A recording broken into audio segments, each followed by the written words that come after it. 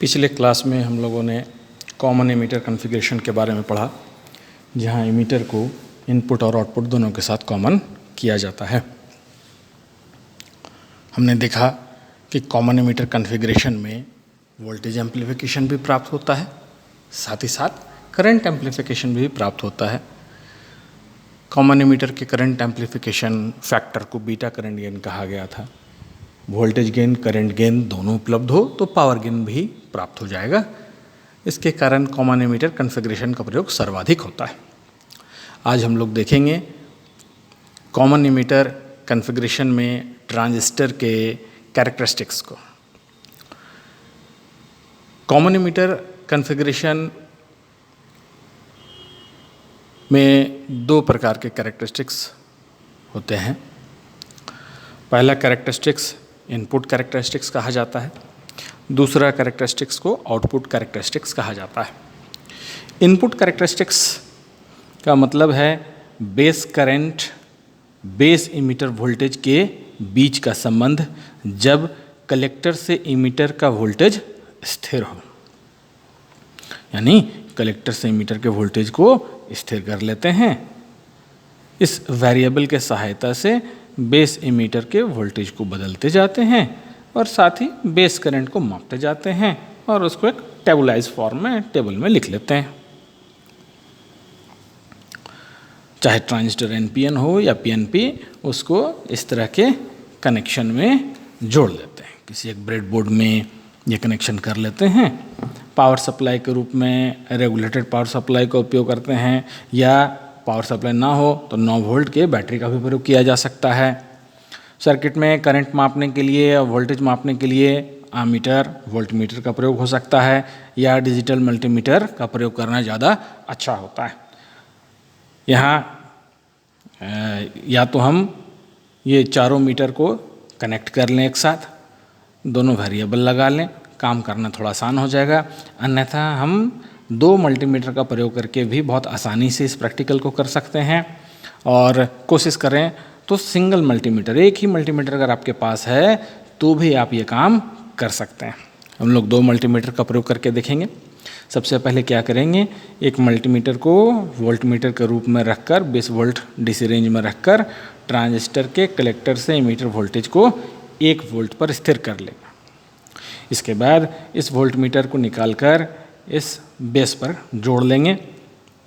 दूसरा मल्टीमीटर को 2000 micro ampere range या 2 मिली एम्पियर रेंज में रखकर बेस से इस 100 किलो ओम्स रेजिस्टर के साथ जोड़ लेंगे, जो 100 किलो ओम्स वेरिएबल के साथ जुड़ा हुआ है। यहाँ ध्यान रखना आवश्यक है कि ट्रांजिस्टर का बेस का डोपिंग बहुत कम होता है। बेस से बहने वाला करंट बहुत कम रखना चाहिए, अन्यथा ट्रांजिस्टर खराब हो जाता है। इसलिए ट्रांजिस्टर के बेस में 100 किलो ओम्स जैसे रेजिस्टर का प्रयोग किया गया है। हर ट्रांजिस्टर का अपना अलग अलग क्षमता है कि वो कितना अधिकतम बेस करंट उस पर दिया जा सकता है, कितना अधिकतम कलेक्टर मीटर वोल्टेज दिया जा सकता है, कितना अधिकतम कलेक्टर करंट बहाया जा सकता है। इसके लिए हमको ट्रांजिस्टर के डाटा शीट को देखने की आवश्यकता होगी। तो इनपुट कैरेक्टरिस्टिक्स कहते हैं तो इसका मतलब होता है ट्रांजिस्टर के बेस इमीटर वोल्टेज और बेस करंट के बीच का संबंध जब ट्रांजिस्टर का कलेक्टर इमीटर का वोल्टेज स्थिर हो। इसलिए सर्किट में जोड़ने के बाद इस बिंदु पर कलेक्टर वोल्टेज पर वोल्टमीटर को लगाकर इस वेरिएबल की सहायता से 1 वोल्ट पर सेट कर लेंगे। इस वोल्टमीटर को बेस पे लगा लेंगे। बेस पर लगाने के बाद 100 किलो ओम्स वेरिएबल के सहायता से बेस इमीटर वोल्टेज को बदलेंगे, बेस करंट को नोट करेंगे। इस तरह से 5-7 रीडिंग नोट कर लेंगे। इसके बाद इस वोल्टमीटर को यहाँ से हटाकर कलेक्टर पर लगा लेंगे। इस वेरिएबल के सहायता से अब कलेक्टर का वोल्टेज को 10 वोल्ट पर 9-10 वोल्ट पर सेट कर लेंगे। फिर इस वोल्टमीटर को वापस बेस इमीटर पर लगाएंगे। इस वेरिएबल के सहायता से अब फिर दोबारा बेस इमीटर वोल्टेज बदलते हुए बेस करंट को नोट कर इस टेबल में नोट कर लेंगे। ट्रांजिस्टर का आउटपुट भाग कलेक्टर बेस जंक्शन है।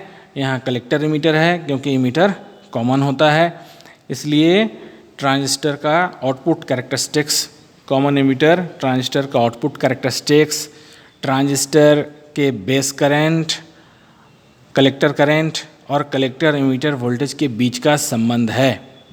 आउटपुट कैरेक्टरिस्टिक्स में बदलते हुए कलेक्टर एमिटर वोल्टेज के बीच कलेक्टर करंट को मापा जाता है तथा बेस करंट को स्थिर रखा जाता है।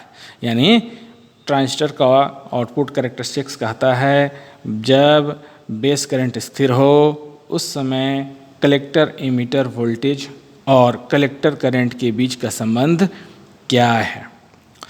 पहले क्या करते हैं, बेस करंट को 10 माइक्रोएम्पेयर पर इस 100 किलो ओम्स वेरिएबल के सहायता से सेट कर लेते हैं। इसके बाद इस वेरिएबल के सहायता से बदलते हुए कलेक्टर एमिटर वोल्टेज पर कलेक्टर करंट को नोट कर इस टेबल में भर लेते हैं।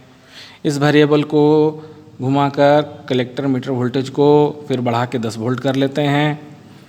इसके बाद इस वेरिएबल के सहायता से बेस करंट को बढ़ाकर 20 माइक्रोएम्पेयर कर लेते हैं और फिर उसी तरह से इस वेरिएबल के सहायता से बदलते कलेक्टर एमिटर वोल्टेज पर कलेक्टर करंट को मापकर इस टेबल में भर लेते हैं। सिमिलरली यहाँ फिर वापस इस वेरिएबल के सहायता से कलेक्टर वोल्टेज को अधिकतम कर बेस करंट को इस वेरिएबल से 30 माइक्रोएम्पेयर पर सेट कर लेंगे और फिर इस वेरिएबल के सहायता से बदलते कलेक्टर एमिटर वोल्टेज पर कलेक्टर करंट को मापकर इस टेबल में भर लेंगे। 7, 8, 10 रीडिंग लें तो ग्राफ बनाना आसान हो जाता है। इनपुट कैरेक्टरिस्टिक्स का ग्राफ और आउटपुट कैरेक्टरिस्टिक्स का ग्राफ देखकर बहुत आसानी से समझा जा सकता है कि ये किस तरह फंक्शन कर रहा है, इसका कैरेक्टरिस्टिक्स कहना क्या चाहता है। हम लोग माप के देखते हैं, करके देखते हैं इसको। ब्रेड बोर्ड में सर्किट को असेंबल कर लिया गया है। ट्रांजिस्टर के रूप में BC547 का प्रयोग किया गया है। ये BC547B ट्रांजिस्टर है। किसी भी नंबर के NPN या PNP ट्रांजिस्टर का प्रयोग किया जा सकता है उसके कैरेक्टरिस्टिक्स के अध्ययन के लिए। ट्रांजिस्टर का कैरेक्टरिस्टिक्स कॉमन एमिटर में जब लगाया जाए तो एक समान होगा। यहाँ ये वोल्टमीटर है, ये वोल्टमीटर अभी कलेक्टर मीटर वोल्टेज को बता रहा है। ये आमीटर है जो बेस करंट बता रहा है, 200 माइक्रोएम्पेयर पर सेट किया हुआ है। सबसे पहले इस वेरिएबल के सहायता से ट्रांजिस्टर के कलेक्टर पर इस वोल्टमीटर को लगाकर 1 वोल्ट पर सेट कर लेंगे।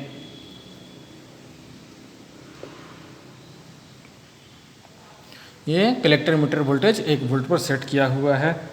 अब 2 मीटर होने के कारण इस वोल्टमीटर को कलेक्टर से हटाकर बेस पर लगा लेंगे।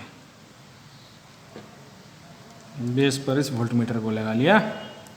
इस 100 किलो ओम्स वेरिएबल के सहायता से बेस इमीटर वोल्टेज को बदलते जाएंगे और करंट की बेस करंट की माप लेते जाएंगे। इसको ये मिली वोल्ट है, अभी भी करंट नहीं बह रहा है बेस में, नी वोल्टेज क्रॉस नहीं किया है। ये 0.49, अब ये 1 माइक्रोएम्पेयर करंट करीब हमें मिलने लगा। 1 माइक्रोएम्पेयर करंट करीब 0.56 वोल्ट पर मिल रहा है। इसको नोट कर लेंगे। 0.59 या 0.56 पर 3 माइक्रोएम्पेयर करंट है। इसको नोट करते चले जाएंगे।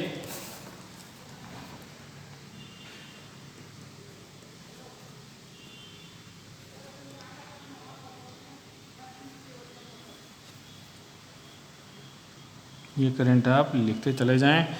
59 पर करीब 4 माइक्रोएम्पेयर है और बढ़ा लीजिए 0.62 पर ले लेते हैं, 61 पर ले लेते हैं। 0.61 पर 7 माइक्रोएम्पेयर, 0.62 देख लीजिए। अब नी वोल्टेज क्रॉस करने के बाद वोल्टेज बहुत अधिक नहीं बढ़ रहा है, लेकिन करंट बहुत तेज़ी से बढ़ते चला जा रहा है।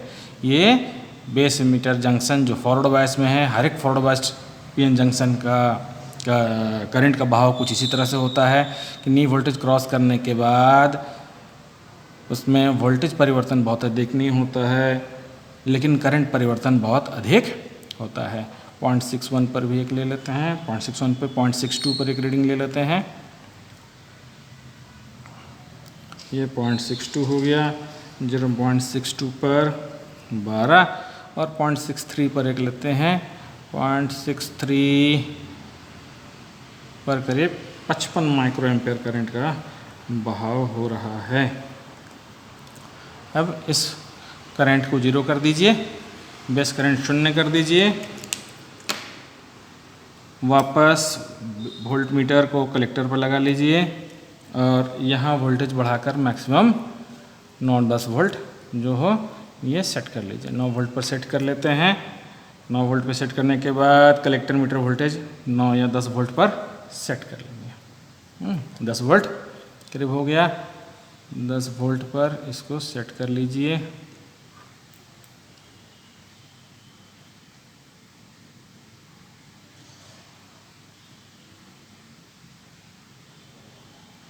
ये 10 वोल्ट पर सेट कर लिया। अब कलेक्टर वोल्टेज से वोल्टमीटर को हटाकर वापस बेस में रख लेंगे। बेस पे लगा लिया। इस वेरिएबल के सहायता से बढ़ाते जाएंगे। 1 माइक्रो एम्पर कहाँ पर है? 0.51 पर। नोट करते चले जाएंगे। नी वोल्टेज को स्थिर होने दीजिए, रीडिंग लेते चलिए। 0.44 0.44 पर 1 मिली एम्पेयर, 3-4 माइक्रो एम्पेयर देखते हैं। पिछले रीडिंग के समान लेने की कोशिश करते हैं। 0.59 पे 3 माइक्रो एम्पेयर, थोड़ा थोड़ा बढ़ाते जाइए। 0.22 बढ़ाते जाइए और लेते जाइए। 0.61 पर एक रीडिंग ले लेते हैं। ये 4 माइक्रो एम्पेयर हो गया। 0.62 से थोड़ा और बढ़ा लेते हैं। 0.63 पे लेते हैं। 0.63 5 माइक्रो एम्पेयर 0.64 पर ले लेते हैं। 64 पर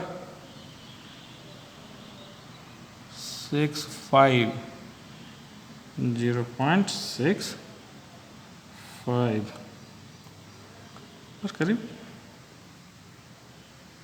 6 माइक्रो एम्पेयर।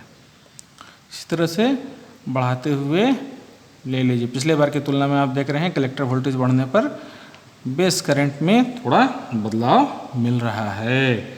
0.75 पर अभी 11 माइक्रो एम्पेयर ही मिला है, जबकि जब कलेक्टर मीटर वोल्टेज बहुत कम था, 1 वोल्ट था, तो 0.63 बेस मीटर वोल्टेज होने पर ही करीब 55 माइक्रो एम्पेयर करंट बह रहा था। लेकिन अभी कलेक्टर मीटर वोल्टेज बढ़ाने पर थोड़ा सा असर पड़ता है, बहुत अधिक असर नहीं पड़ता है। कलेक्टर इमीटर वोल्टेज का बेस करंट पर थोड़ा असर पड़ता है, बहुत अधिक असर नहीं पड़ता है। अब ये 1 वोल्ट और 10 वोल्ट पर रीडिंग हो गया है, ग्राफ बन सकता है। आउटपुट कैरेक्टरिस्टिक्स के लिए मेजरमेंट लेते हैं। आउटपुट कैरेक्टरिस्टिक्स के लिए यहाँ बेस करंट हमें स्थिर करना होगा। 2 ही मीटर है हमारे पास, इसलिए बेस करंट को पहले सेट कर लेंगे 10 माइक्रो एम्पेयर पर। इस आमीटर को खोलकर यहाँ लगा लेंगे 200 मिली एम्पेयर रेंज में। ये वोल्ट मीटर को हटा करके कलेक्टर मीटर पर जोड़ देंगे।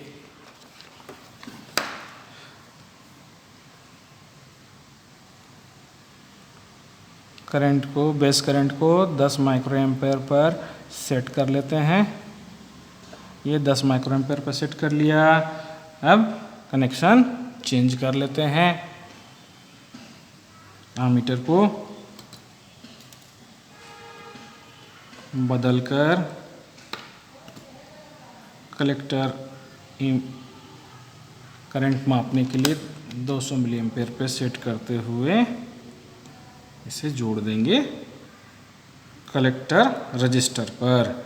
और बेस करंट मापने के लिए जहां हमारा एमीटर लगा था वहां एक तार से उसको बाईपास कर देंगे, बेस को डायरेक्ट कनेक्शन कर देंगे। एमीटर हम जानते हैं कि तार में बहने वाले, सर्किट में बहने वाले करंट को बताता है। तो ये बेस करंट मापने वाले आमीटर के स्थान पर एक वायर लगा लिया। अब ये हमारा चला गया, ये वायर लगा हुआ है इस बिंदु पर, इस मीटर की आवश्यकता नहीं है। वोल्ट मीटर को यहाँ लगा चुके हैं, ये मीटर खोलकर इस बिंदु पर लगा लिए हैं, लेकिन ये सर्किट खुल गया तो ये 100 किलो ओम्स का रेजिस्टेंस को बेस से जोड़ना है, इसलिए यहाँ पर या तो रेजिस्टेंस का सीधे बेस पर कनेक्शन कर दें या एक तार लगा लें, लूप की तरह, तो आगे काम करने में आसान होता है, इसलिए यहाँ एक तार लगा लिया। अब क्या है, ये 10 माइक्रोएम्पियर पर इसको सेट करना है। 10 माइक्रोएम्पियर पर सेट कर लिए थे। अब हमें मेजरमेंट लेना है इस वेरिएबल के साथ, कलेक्टर पर लगे वेरिएबल के साथ बदलते हुए कलेक्टर मीटर वोल्टेज और कलेक्टर करंट के बीच के संबंध को मेजरमेंट करना है। ये मापते हैं, देखते हैं हमारा आमीटर क्या कनेक्शन नेगेटिव दिखा रहा है, करंट कनेक्शन सही कर लेते हैं। अभी वोल्टेज कम कर लेते हैं, कलेक्टर वोल्टेज को मेजरमेंट करेंगे और कलेक्टर करंट को मापेंगे। ये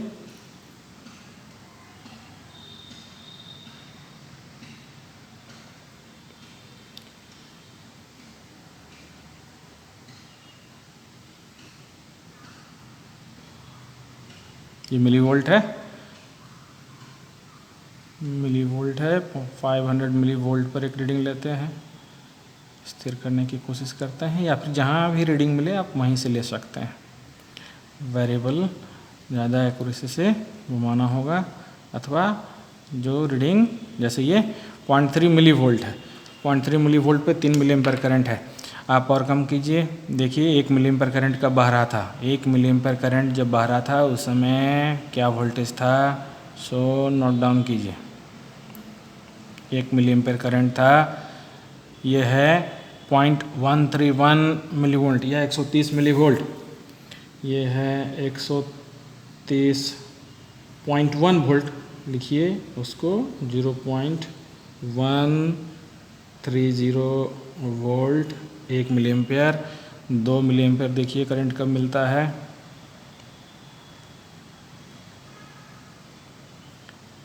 2 मिली एम्पीयर मेजरमेंट कीजिए, लिखिए 0.19 पर 2 milli ampere. 3 milli ampere current लीजिए, 3 मिली एम्पीयर करंट देखिए कब मिलता है आपको,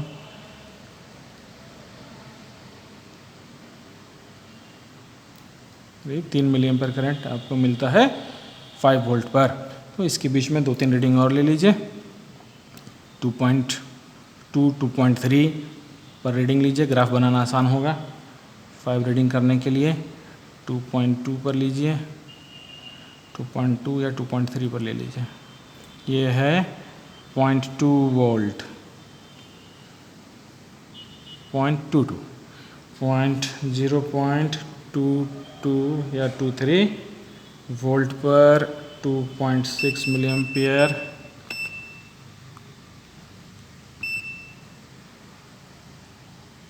2.8 मिली एम्पीयर पर एक ले लेते हैं, ये 2.9 मिली एम्पीयर है और वोल्टेज है 0.7, 0.7 पर 2.9 और बढ़ा लीजिए। 3 मिली एम्पीयर मिनिमम कहाँ किस वोल्टेज पर मिला, 3 मिली एम्पीयर जहाँ पर आया उस पर लीजिए। 3 मिली एम्पीयर आया 1.7 वोल्ट पर, तो 1.7 वोल्ट पर 3 मिली एम्पीयर हुआ। अब इसको वोल्टेज को कर दीजिए मैक्सिमम 10 वोल्ट, 3 मिली एम्पीयर आया, ये 5 वोल्ट पर, 5 वोल्ट पर जाकर 5.3 पर ये हो गया 3.1 मिली एम्पीयर। अब बेस करंट बदलना होगा, बेस करंट को 20 माइक्रोएम्पीयर करना होगा, इसके लिए वापस इसे सेट करना होगा, इस वोल्ट मीटर को बेस सर्किट में, इस आमीटर को बेस सर्किट में लगा लेंगे।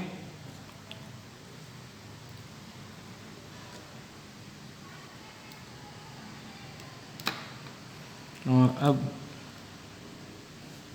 बेस करंट को 20 माइक्रोएम्पेयर पर सेट कर लेंगे।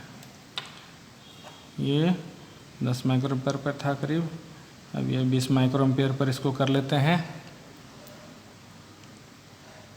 20 माइक्रोएम्पेयर हमारा हो गया base current. 20 microampere base current set कर लिए हैं। अब वापस मीटर को अपने स्थान पर लगाएंगे। इसको चेंज करना ना भूलें, अन्यथा मीटर ख़राब हो जाएगा। हमें इस आमीटर को कलेक्टर सर्किट में लगा देना है और बेस करंट मापने वाले मीटर के स्थान पर एक तार लगा लेना है। और फिर उसी तरह से मेजरमेंट हमें लेना है कलेक्टर मीटर वोल्टेज का और कलेक्टर मीटर करंट का 20 माइक्रोएम्पेयर रेंज पर। अब ये देखिए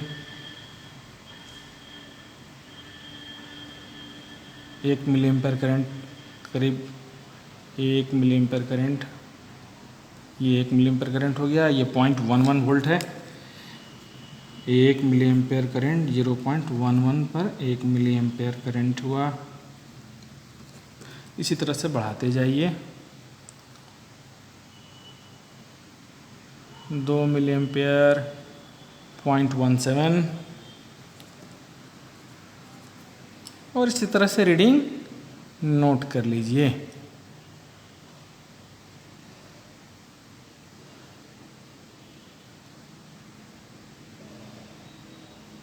ये 0.2 वोल्ट है। 0.2 वोल्ट पर 3 मिलीएम्पेयर। इसी तरह से रीडिंग को नोट कर लें। इसी तरह 5 रीडिंग कम से कम लें।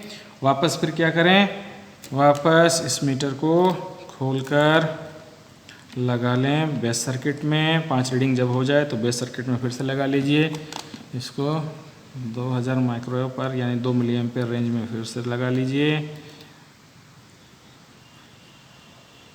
कलेक्टर में लगा मीटर के स्थान पर तार लगा लीजिए।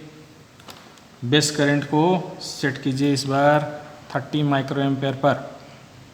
30 माइक्रोएम्पेयर पर सेट कीजिए और वापस फिर सेम प्रोसेस करते हुए कलेक्टर सर्किट में कलेक्टर करंट और कलेक्टर मीटर वोल्टेज के बीच संबंध को लिखते चले जाइए।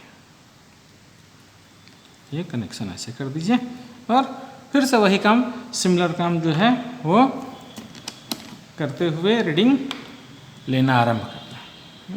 1 मिलीएम्पेयर पर 2 मिलीएम्पेयर, 3 मिलीएम्पेयर, तो थोड़ा थोड़ा कम पर लीजिए।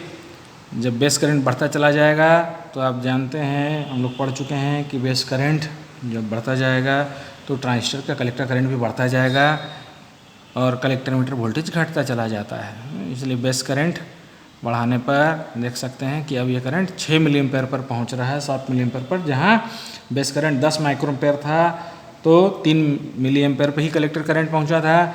बेस करंट बढ़ गया तो ये करीब 6 मिलीएम्पेयर पर चला गया और बेस करंट बढ़ेगा तो इसी तरह से करंट बढ़ता चला जाएगा। जब ये टेबुलेशन फॉर्म आपके पास हो जाए तो इसको ग्राफ कीजिए। ये ग्राफ आपको कुछ इस प्रकार मिलेगा। अब डेटा जब आप नोट कर लें, ये 5 रीडिंग ले लीजिए, इसका भी 5-7 रीडिंग ले लीजिए। जब ये रीडिंग हो जाए तब इसका ग्राफ बनाइए। ग्राफ बनाने के लिए क्या कीजिए कि इनपुट कैरेक्टरिस्टिक्स में इस तरह से ग्राफ बनाइए, ग्राफ पेपर पे बनाइए। बेस इमीटर वोल्टेज और बेस करंट के बीच उसको बांट लीजिए। ग्राफ पेपर पर बनाएंगे तो आपको करना आसान होगा, ग्राफिंग करना आसान होगा। इस तरह से मान लीजिए ये 0.1, 0.2, 0.3, 0.4, 0.5, 0.6 और 0.7 है। ये करंट के लिए इस तरह से बना लें। ये मान लीजिए 2 मिलीएम्पेयर है, 2 माइक्रो एम्पेयर है, 2, 4, 6 या 5 कर लीजिए। 5, 10, 15, 20, 25, 30, 35, 40 इस तरह से इसको बना लें। अब ये इस रीडिंग के आधार पर 0.56 पर 0.56 से नीचे जो है मेजरमेंट के लायक करंट नहीं था, इसलिए 0.56 है ये 0.56, यानी हाँ ग्राफ पेपर पर बनाइए तो आपको आसान होगा।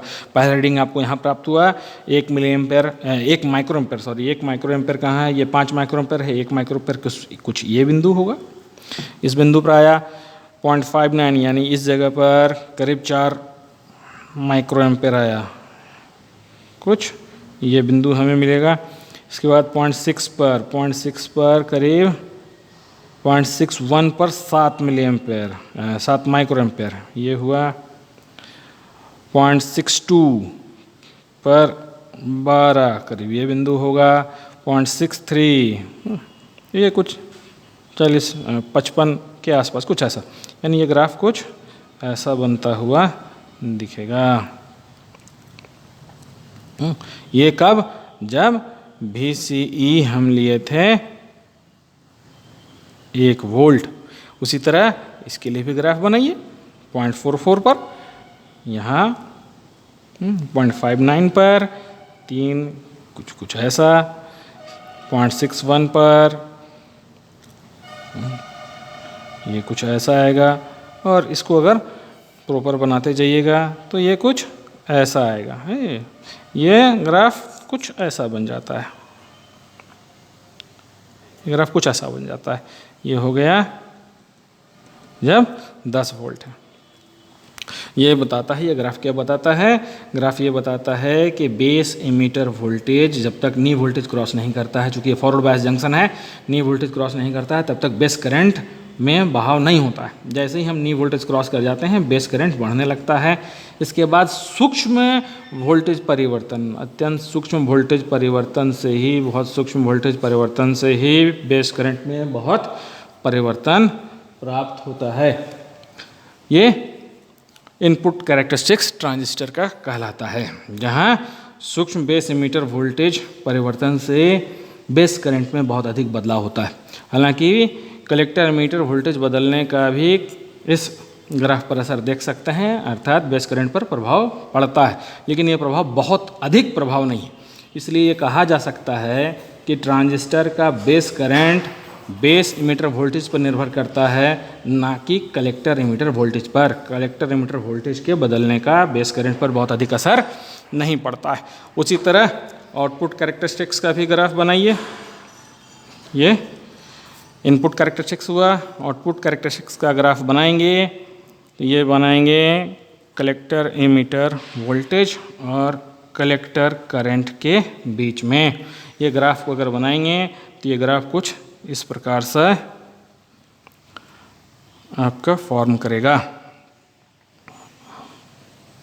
ये कुछ ऐसा ग्राफ मिलेगा आपको। ये 10 माइक्रो एम्पेयर, ये 20 माइक्रो एम्पेयर पर, ये IB जब था हमारा 30 माइक्रो एम्पेयर पर। तो ये ग्राफ करें तो ये ग्राफ कुछ इस प्रकार हो जाएगा। आउटपुट कैरेक्टरिस्टिक्स का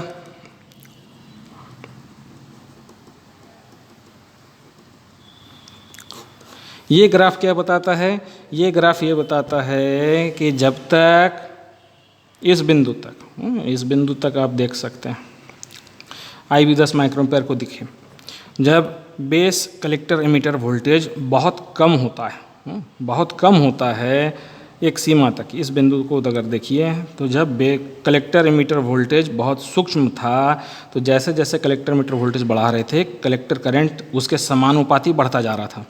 लेकिन एक बिंदु आने के बाद कलेक्टर इमीटर वोल्टेज बढ़ाने पर भी बहुत ज़्यादा बेस कलेक्टर करंट में बहुत अधिक परिवर्तन नहीं आता है। ये 2 से 3 मिलीएम्पेयर के बीच ही रह जाता है। यहाँ से तो यहाँ तक तो बढ़ता है, लेकिन इसके बाद ये स्थिर हो जाता है लगभग।